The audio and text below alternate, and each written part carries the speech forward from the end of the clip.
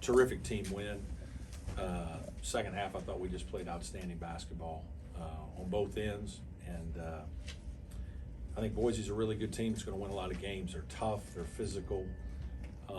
Their kids compete. They can space you with some shooting. They can back you down and post you. They play a lot of different ways in their old experienced club. Leon just have a lot of respect for his program and how they do things, and obviously that's why we scheduled the game, is to play a really good team and to get them to come here. I'm thankful for that. I know we have to go back, so that'll be a real challenge. But again, ecstatic with the way our team played. I thought we competed our tails off, especially in the second half. Offensively, I thought we played well most of the 40 minutes.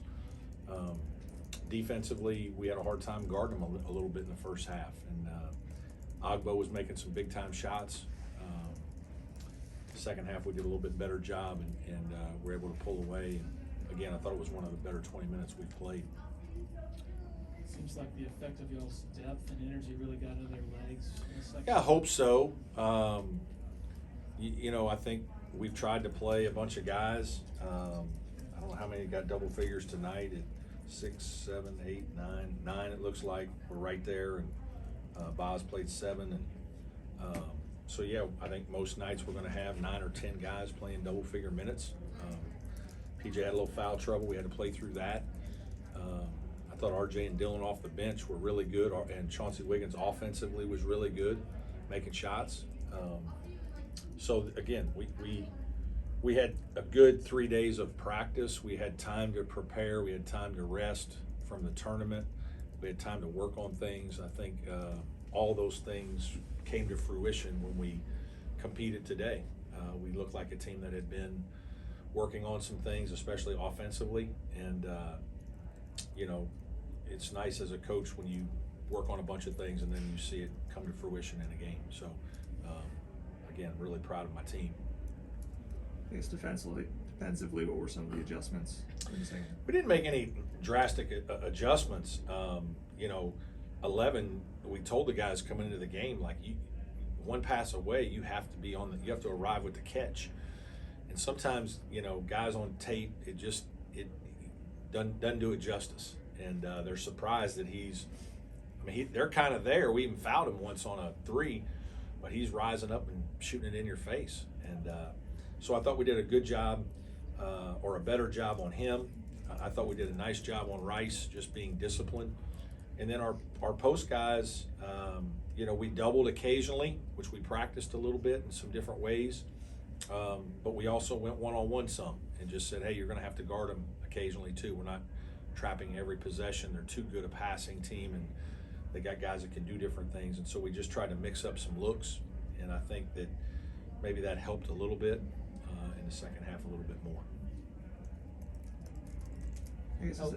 How important was it to both schedule this game and win it when it does win? Yeah, obviously, you're hoping to win these kind of games, especially at home. But yeah, these are, we've tried to do this as much as we've been able. Obviously, we've still got some more games like this against teams that are tournament type teams. Memphis for sure, Alabama, TCU come to mind for certain that are not games that you normally get. Last year we tried to do some of the same. The teams didn't quite turn out as good as we'd hoped. But yeah, you're trying to challenge yourself to prepare yourself for the league, and also just play enough quad 1 and 2 games that you give your resume the best chance you can. And obviously this was scheduled with the hope that Boise State's going to do what they've done historically, and going to be a quad 1 or 2 team. Joe's, of course, known for his shooting, but his feel for everything just seemed to really shine today. Yeah, he's just a good player. He's an older guy that knows how to play. Obviously can make shots, but he's a good passer. We've talked about it. I think we have a team full of a lot of good passers and guys who are willing to pass and looking for each other. He and PJ, he had the great drop off to PJ after he made a couple, and they kind of overextended on a down screen, and he dropped it off, and PJ got a layup. But yeah, he plays with his head up. He plays with poise. He's played a lot of basketball. He's seen a lot of different things. So yeah, we have a lot of confidence in him, and you know, I think he's getting more and more comfortable with how we play. Pretty good man-to-man defense from him too. Today. He did a nice job today. You know, he did a nice job. I thought he stayed pretty connected to Rice, and you know, did the things we needed him to do to be successful defensively. I guess with Chase, some of his drives to the basket, I mean, is this a level up from what you saw last year? Yeah, I mean, I just think he's I think he's playing with good confidence. I think he you know, he's athletic. You know, he's you know, he actually, I told him, hey man, shoot a couple more threes today. They're going under so many things that you got plenty if you want. But I like the fact that he was being aggressive and like, I'm not just gonna give in and play on the perimeter. I'm gonna attack the paint. And that's something that we talked about as a team for the last couple days for sure. That, you know, we started the Davidson game just settling, and they were okay shots. They weren't really bad shots, and when you got guys that can make shots, guys are eager to help your team win, so they're shooting some things. But we also weren't making Davidson guard. We didn't make them, you know, we didn't make them play second and third side defense very much until the second half. And then when we did, we got the same 3-point shots. We just got more wide open ones. And so we obviously watched a lot of film this week. We practiced, we drilled a bunch, and I think a product of Chase attacking the paint was certainly this week's practice and film. I don't know if I remember a time when you played 11 guys in a half. Back in 21, our 21 NCAA team, nobody was here. We only had over 1,800 people that could come to the games, but PJ's freshman year with Amir and all that crew, we played 10 and 11 guys all the time.